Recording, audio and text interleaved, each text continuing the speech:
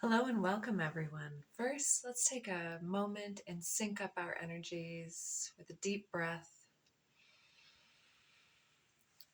and releasing any fears, worries, anxieties,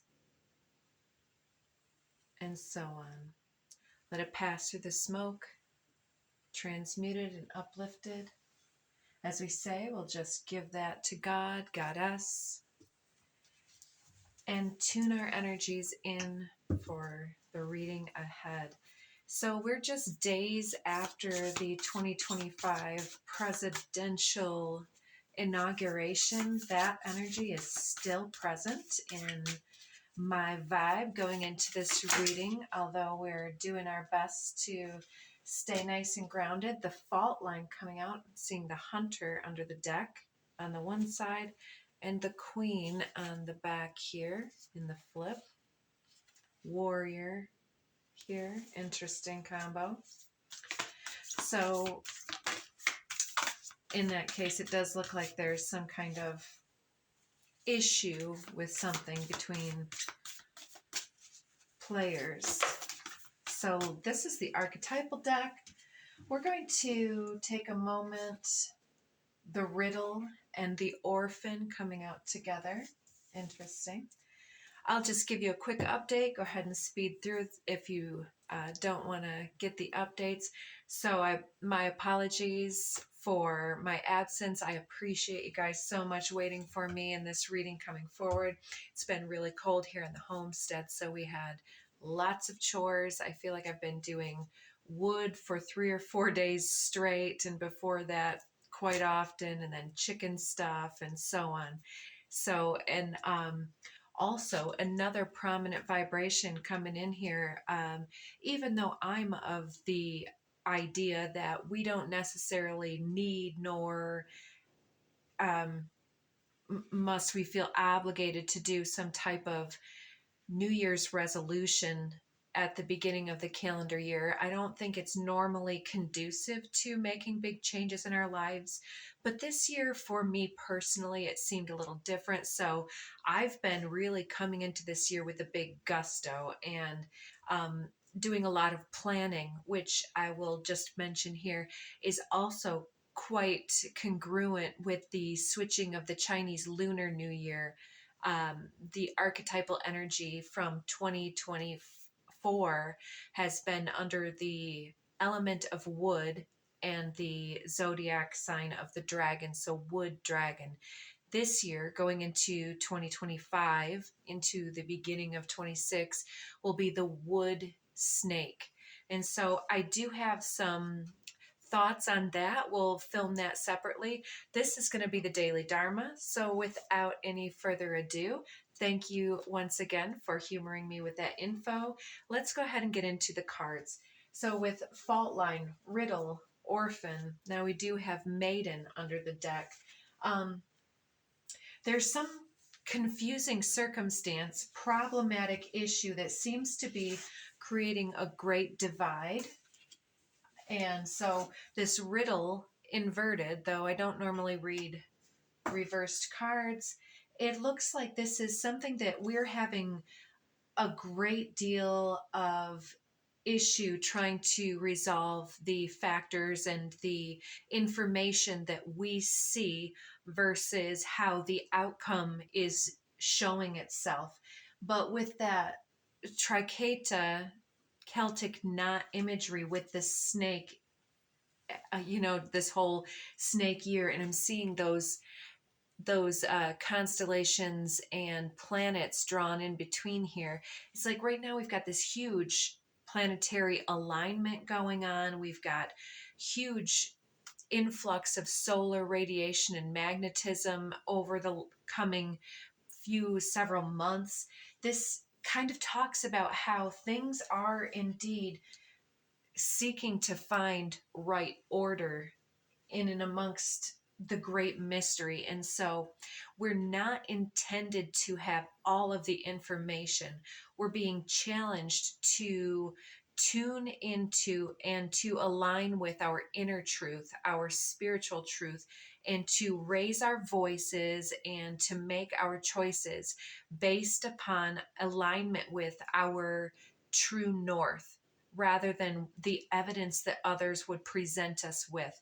We're meant to tap into something deep within, even if it's unprecedented, even if there is no evidence for that. We need to really explore that, the context that it's coming through with. And with orphan, there's again with the snakes, it's feeling abandoned and betrayed and left alone without the protector to take care of, without the parent. And I was thinking too how the current political system in essence feels like the enabling parent and the toxic parent instructing their children that it isn't so bad, and that, you know, we're doing it for all the right reasons. Just trust us. Just relax. But, you know, don't tell anybody how bad it is, by the way. Just relax and don't say anything. Keep your head down. Don't aggravate them. So, yeah, there's a lot of sense of innocence lost in some type of a way, a lack or loss of faith, shaking down to some type of faulty foundation. And again, we're being told that part of this is essential for figuring out how to take that Celtic knot, perhaps of our ancestry, and to unravel it into gnosis. So I do want to read, I do have some pre-messages from the Tao Te Ching here and the Art of War decks that came through pre-recording. We've got the mirror coming out. Anything last? Cards. All right, we'll go with that. Underneath we have now the cave. It looks like there's a time of retreat, time of darkness, and exploring what this means. With the mirror, looking at ourselves, looking at how reality is being reflected back to us. And okay, so very interesting. We've got from the pre-shuffle, the warrior coming out, and I will note again here, this one also has a snake in it. And with that cattle skull and the third eye circled and the rainbow up between its antlers here, are they antlers? Horns. It's talking about enlightenment, crossing through the veil, the death and transformation, the shedding of the old skin, and the awareness and intelligence that comes from whether we see this as our ancestry or learning from history or our own past lives, or just taking all the facts in intuition and our psychic sensitivities and sensibilities and looking at how things progress and how evidence of character begets then results in behavior and patterns that describe the future potential. So with the 10 too in this card, 10 is also a number of completion, a full cycle, the turning of the wheel, fortune and destiny, which fortune can be good or bad, right? And so we've got that rainbow depiction showing up again in the next card, the thread, and that is, what is that? 70. So the thread. I don't know if we're talking about here the decade of the 1970s, perhaps. I'm also hearing that it may be people that are in their 70s or something like that having bearing on the situation under scrutiny or coming into this reading. But with the thread, it's like, again, talking about the history, the context, and the reflective phase with the mirror, about how the things that we have fought for, how they persist, and how the thread of the current times is based in so many previous cycles. It's like showing me with this riddle with that Celtic knot, and then the orphan with the untangled snakes. and then the thread. Have you ever had a stitch that comes loose and then it keeps catching on things and then it keeps pulling and pulling and pulling, and then the seam just becomes more and more unraveled. 1010. So with that unraveling, it's like some type of veil or cloak is necessary to be revealed at this time so that we can get to that blank slate and restart and push into the age of Aquarius with a new focus and a new common thread that can bring us together. And so there's some type of great mystery that is based on some type of, what do you call that? That brings people together. A mass compassion event is not the right word. You probably know what I'm talking about. The empty room, I feel like this is related to the cave here and how we're meant to really get clear about something, to release all of our expectations and our preconceptions about what we have thought we were about to encounter here. Let me just read the Tao Te Ching and Art of War cards that came out. 79 says, failure is an opportunity. If you blame someone else, there's no end to the blame.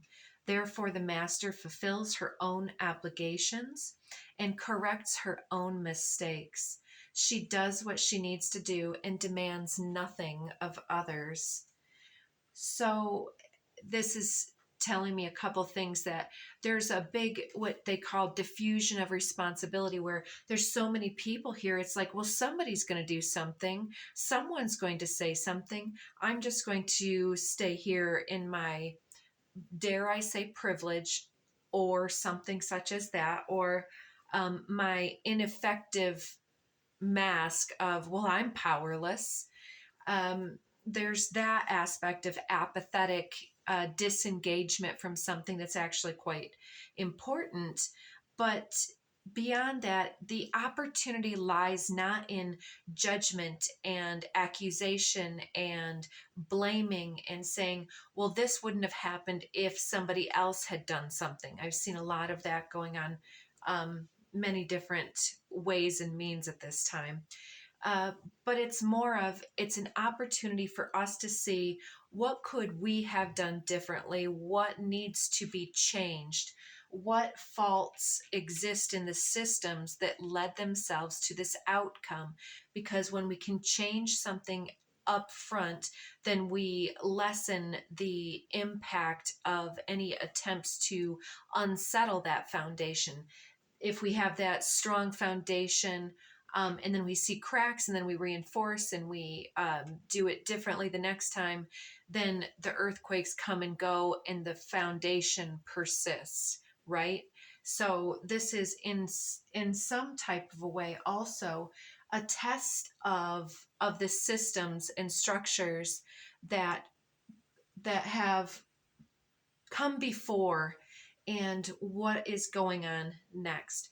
So we're asked to take care of our own business and to make sure that we're aligned with something here that's meaningful for ourselves, and correct any type of mistake here in the past, and not demanding anything of others.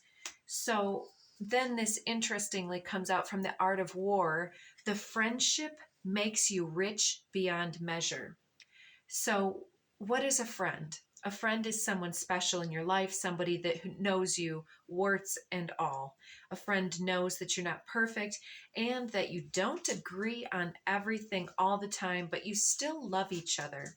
We can look up the word friendship in the dictionary, but the meaning is really only known in our hearts. And so this is something about bringing together people from various ideologies and groups and clans and creating a more unified,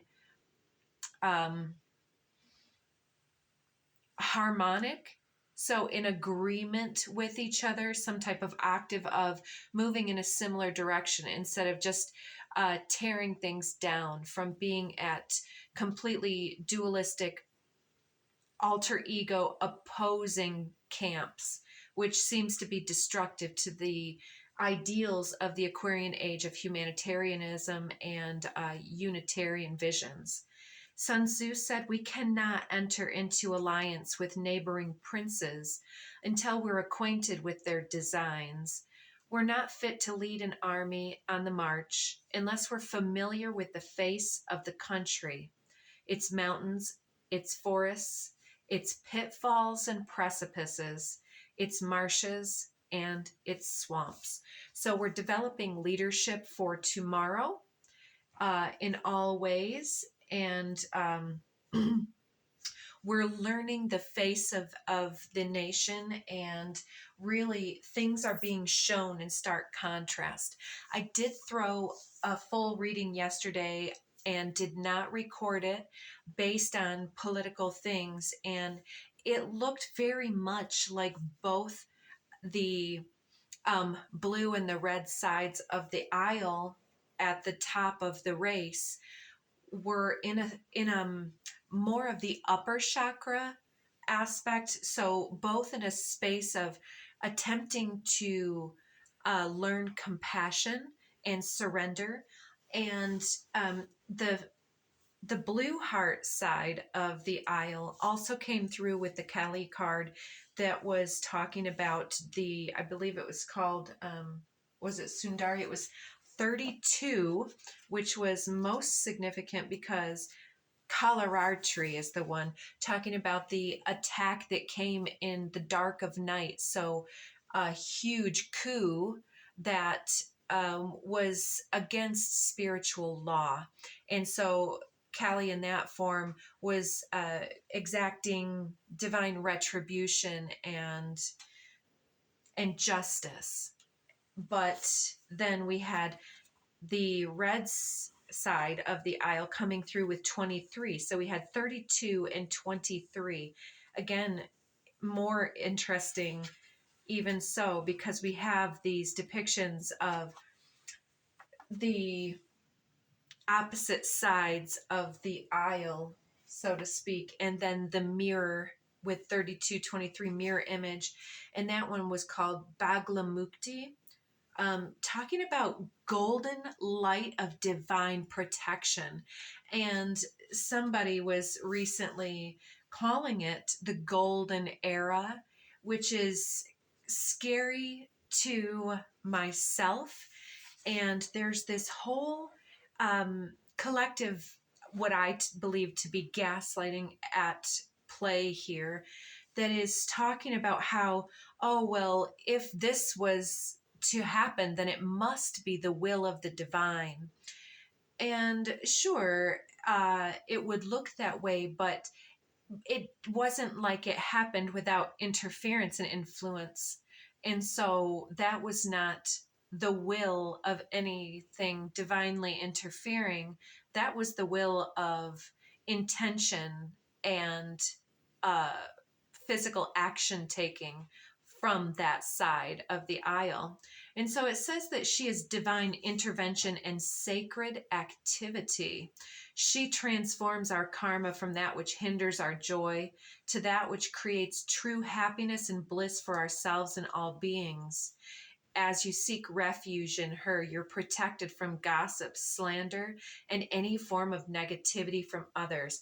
A positive turning of the tide of fortune is predicted.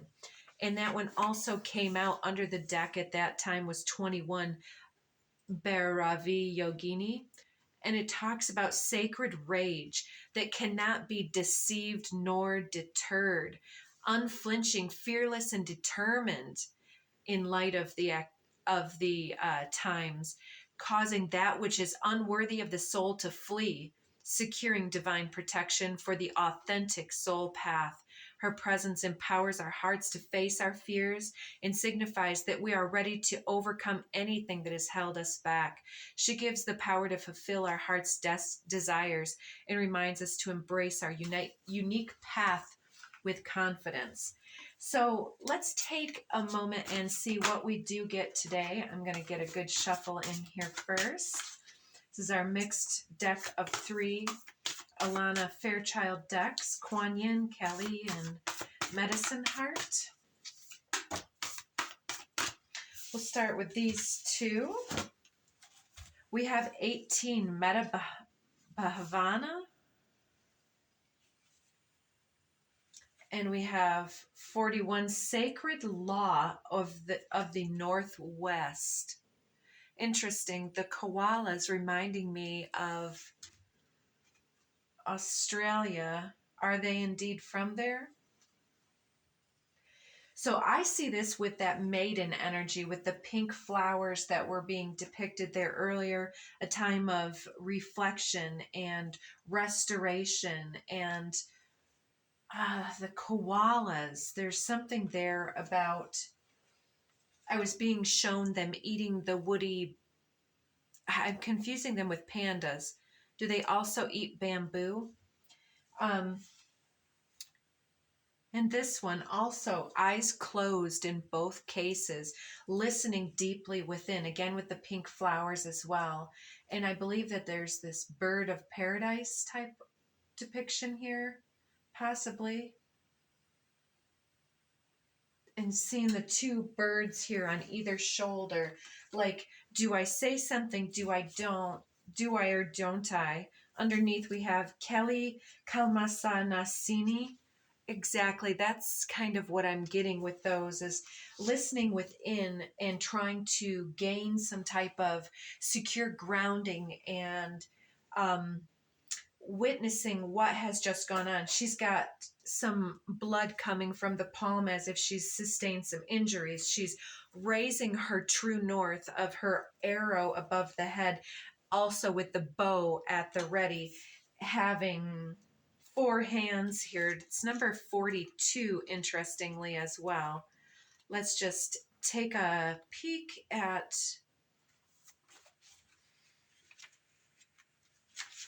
this. Says that she devours darkness with her endless hunger for light, peace, and redemption. So there's a lot of transmutation at work right now. She reaches the deepest places, the darkest spaces, in her relentless pursuit of the lost and the despairing.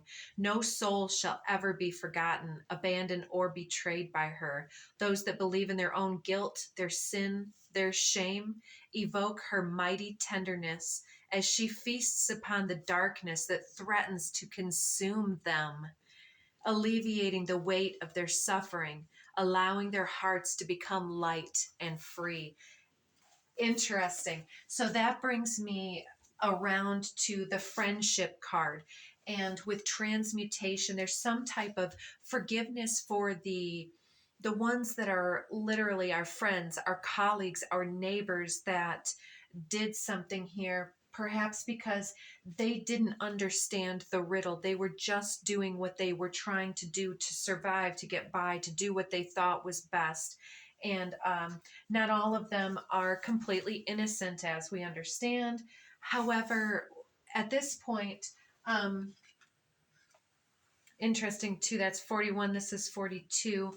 There's another progression there. But yeah, things are coming to a certain place. To, I just saw Shaman's mirror in here, to ask us to reevaluate what our friendships and our associates and associations mean to us, and to be able to reflect upon how to reach across the aisle to those that believe differently than ourselves, to create the sacred space of dialogue, lest we continue in the duality of the mirroring and saying everything I think is right, everything they think is wrong. So I do not know that I said this previously, but in yesterday's reading, I threw some of the DIY cards, and at the end of the row depicting the blue side was this next 48 hours, and it was following something that was like, I never told you. There's all this thing about wanting somebody else to speak up, wanting somebody else to chase it down, but something is going to come to critical mass within the next 48 hours. And again, I was given that message yesterday, which was Wednesday, the 22nd of January. And so by the time that anybody's likely to see this, it's probably going to be 48 hours about exact. So something may be coming forward where somebody is literally going to be challenging and gaining some traction on something. So the 41, the sacred law of the Northwest, it talks about the soul recognizing the choices that will facilitate alignment with the authentic path and the spiritual dimensions from which it originates. So here we're talking about how that sense of innocence needs to move beyond the sense of betrayal and to seek for its own personal autonomy, sovereignty, and independence from needing to be saved from the illusion of false victimization or false caging. There are a lot of veils being unraveled as we pull on the threads and the strings of old narratives, old foundational expectations that have been dashed with new developments here. And to stay with our own integrity instead of reducing ourselves to the level of the playground bully and becoming the container for more acid and more hate towards any one thing or person, place, or thing, and getting back to how do we employ the tools that we enjoy, such as the return to the light, the return to joy. How do we transmute the sense of suffering or betrayal into the powerful ability to make and establish shifts and changes in our world? And those of us tuning in here are well on our way, even when it looks like we are not. There's some type of just the simple ability to maintain your grace, composure, and the integrity of your divine alignment to your truth, and to speak that out there gives other people the spark of hope that is essential to continuing everyone moving in the right and positive direction. So we need to hold space that things are on the way, but we also need to take action in whatever way we're being called to do. Such integrity is not externally motivated, but internally driven. It's from within the cave, within the contents of our mirror, and from the empty room, that voice inside our head when all else is lost. What keeps us going? At a certain stage in the path, the soul will no longer rely on societal beliefs as the best barometer for conduct and will cultivate a more mature, spiritually aligned inner code that resonates with its particular understanding of sacred law, perhaps above legality here. To find your way through any matter of concern, take your time to reflect upon your choices until you sense that which resonates with your heart. Many blessings as yet unseen will flow to you as you remain in alignment with your soul's inner code and character. And number 18, that was genuine friendship. No kidding. Interesting.